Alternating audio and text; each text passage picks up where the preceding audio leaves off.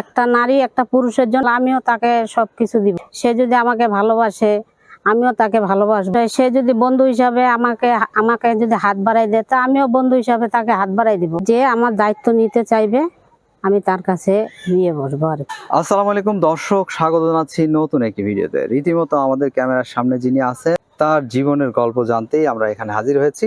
চলুন কথা বলতে চাই।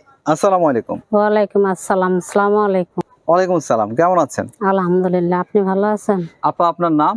আমার নাম লাভলি। ভিডিওর মাধ্যমে আসছি যে মনে করেন আমার বাবা নাই, ভাই থাকতো ভাই নাই, আমার মা আছে, একটা মেয়ে আছে, মাদ্রাসায় লেখাপড়া করাই, দেশে কোনো কাজ কাম নাই, অনেক কষ্টের মধ্যে আছি। আর দ্বিতীয় কথা, আমার বাড়ি হলো রংপুর আর স্বামীর বাড়ি হলো দিনাজপুর। আমি অনেক কাজ করি, মাটি কাটা কাজ করি, রাস্তার কাজ করি, সময়তে জগালিগাও কাজ করি, সময়তে বাসা বাড়িও কাজ করি। কি করব এখন? মানে যখন যে কাজ পাচ্ছেন? হ্যাঁ, যখন যেটা কাজ পাই তখন সেটাই করি। কেন, একটা আমার বাচ্চা আছে, আমার মা আছে, আমার বাবা ছোটবেলায় ফালাই থেকে অন্য জায়গায় যাই বিয়ে করছে। আপনার স্বামী? আমার স্বামী আমাকে ডিভোর্স দিয়েছে। আমরা দুই বোন এক ভাই। ভাইরা দেখে না? না, ভাইয়া দেখে না, ভাইয়ের শ্বশুর বাড়িতে থাকে, এখানে থাকে না। আমার মাকে দেখাশোনাও করে না, বউ যখন যেটা বলে ওইটাই শুনে শ্বশুর বাড়িতে থাকে, আর আমি আমার মায়ের কাছে থাকি। এমত অবস্থায় কিভাবে জীবনযাপন করছেন? এইভাবে জীবন যাপন করতেছি, কষ্টে আছি। কি করব? মা আছে, ভাই না, মাকে ফালাই থুয়ে চলে গেছে, আমি তো আর মাকে ফালাই দিতে পারবো না। যেরকম আমাকে আমি লালন পালন করতেছি কষ্ট করে, সেরকম আমার মাও আমাকে লালন পালন করে কষ্ট করে মানুষ করছে। আমি নিজেরটা দিয়েই তো বুঝতেছি। যৌতুকের কারণে আমাকে ডিভোর্স দিছে। 1 লাখ টাকা ডিভোর্স মনে করেন যৌতুক হয়েছিল, সেখানে দিছে মনে করেন যে 40,000, পাইতো 60,000। তাদের পরিবার অত্যাচার করতো, মারডাং করতো। ছেলেটা বাবা মার বুদ্ধি শুনতো, যে এই সংসারে বাবা মার বুদ্ধি শুনে ওই সংসার কোনোদিনও টেকে না। একটা নারী চায় যে একটা স্বামী নিয়ে সারা জীবন যেন তার হাতেই যেন মৃত্যু হয়। এখন কি করবো?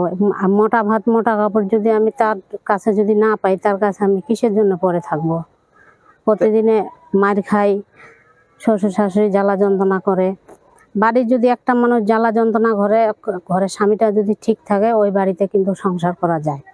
ঘরে স্বামী যদি ঠিক না থাকে, শ্বশুর শাশুড়ি যদি জ্বালা যন্ত্রণা করে, কিন্তু ওই বাড়িতে ঠিক থাকা যায় না।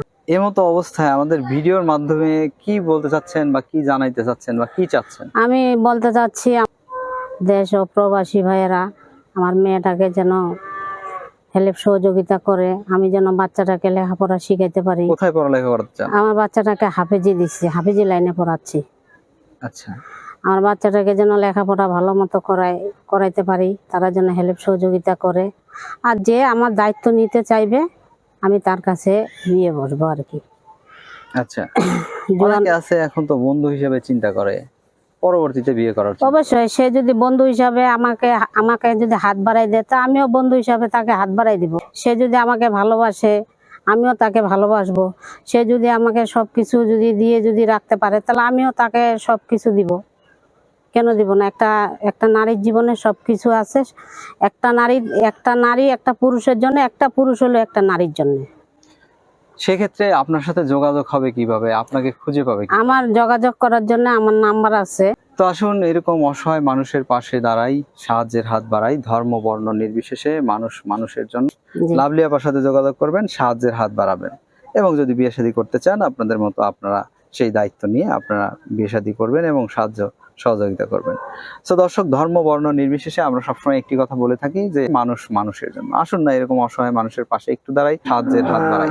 আপনার একটু সাহায্য সহযোগিতায় এরা একটু ভালো থাকবে, ভালো জীবন অতিবাহিত করবে, এর চেয়ে বেশি কিছু না। তো দর্শক, আপনাদের জন্য শুভকামনা।